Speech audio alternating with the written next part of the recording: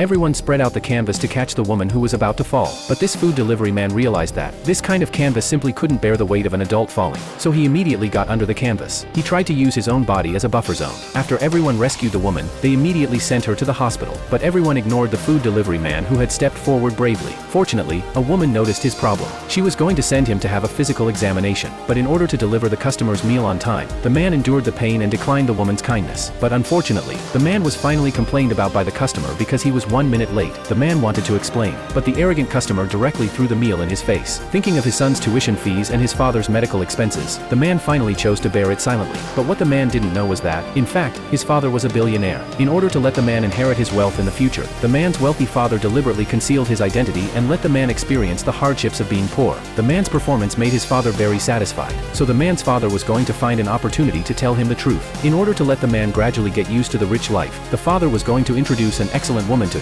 But when they met, the man found that the woman was actually the one who had saved the person with him not long ago. Seeing that his son was so unromantic, the father was so excited that he stood up from the wheelchair. Realizing that his disguise had been exposed, the father took the opportunity to let the man get engaged to this woman. But at that moment, a rich young master came here with bodyguards. The rich young master not only mocked the man in public for being just a food delivery man, but also announced to everyone that only he was worthy of this woman. But the rich young master didn't notice that the man's father had already shown a triumphant smile. Then the man's father sent a message to his assistant. Just when the bodyguards of the rich young master were about to take the woman away, the phone of the rich young master rang. When he answered the phone, he learned that his company had already been acquired by a mysterious person. Thinking that the rich young master might cause trouble again, the wealthy father was going to take action himself. He wanted to completely solve this annoying rival in love for his son.